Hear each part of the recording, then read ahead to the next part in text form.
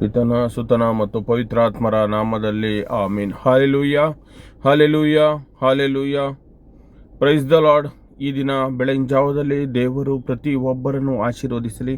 ಪ್ರತಿದಿನವೂ ನಾವು ದೇವರ ವಾಕ್ಯವನ್ನು ಕೇಳಿಕೊಂಡು ನಮ್ಮ ಕೆಲಸ ಕಾರ್ಯಗಳಿಗೆ ಹೊರಡುವಾಗ ದೇವರು ನಮ್ಮನ್ನು ಖಂಡಿತವಾಗಿಯೂ ಆಶೀರ್ವದಿಸುತ್ತಾರೆ. ಈ ದಿನ ನಾನು ಆಯ್ದುಕೊಂಡಂಥ ವಚನ ಭಾಗ ಯೆರೆಮೀಯನು ಬರೆದ ಪುಸ್ತಕ 31ನೇ ಅಧ್ಯಾಯ 3ನೇ ವಚನವಾಗಿದೆ. ಆ ವಚನವು ಈ ರೀತಿಯಾಗಿ ನಮಗೆ ಹೇಳುತ್ತದೆ: ಸರ್ವೇಶ್ವರನಾದ ನಾನು ದೂರದಿಂದ ಅದಕ್ಕೆ ದರ್ಶನ ಕೊಟ್ಟು, ನಾನು ನಿನ್ನನ್ನು ಪ್ರೀತಿಸುವುದು ಶಾಶ್ವತ ಪ್ರೇಮದಿಂದ, ಈ ಕಾರಣದಿಂದ ನಿನ್ನನ್ನು ಆಕರ್ಷಿಸಿಕೊಂಡಿದ್ದೇನೆ ಅಚಲ ಪ್ರೇಮದಿಂದ ಎಂಬುದಾಗಿ ದೇವರು, ಸರ್ವೇಶ್ವರನಾದ ದೇವರು ನಮಗೆ ಹೇಳಿದ್ದಾರೆ. ಇದು ವಾಕ್ಯ.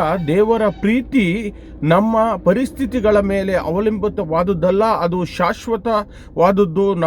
ನಾವು ದುರ್ಬಲರಾದರೂ ದೂರವಾದರೂ ದೇವರು ಅವರ ಅಚಲ ಪ್ರೀತಿಯಿಂದ ನಮ್ಮನ್ನು ಅವರ ಬಳಿಗೆ ಕರೆಯುತ್ತಾರೆ. ಅವರು ಪ್ರೀತಿ ಎಂದಿಗೂ ಬದಲಾಗುವುದಿಲ್ಲ, ಕಡಿಮೆಯಾಗುವುದಿಲ್ಲ, ಕೊನೆಗಾಣುವುದಿಲ್ಲ.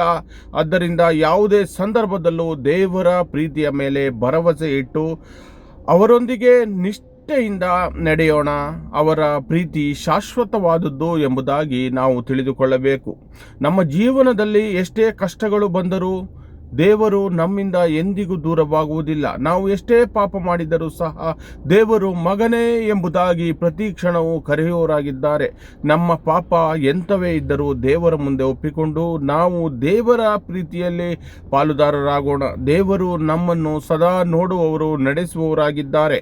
ಇದನ್ನು ನಾವು ತಿಳಿದುಕೊಳ್ಳೋಣ. ದೇವರ ನಾಮಕ್ಕೆ ಸ್ತೋತ್ರವಾಗಲಿ. ಆಮೇನ್.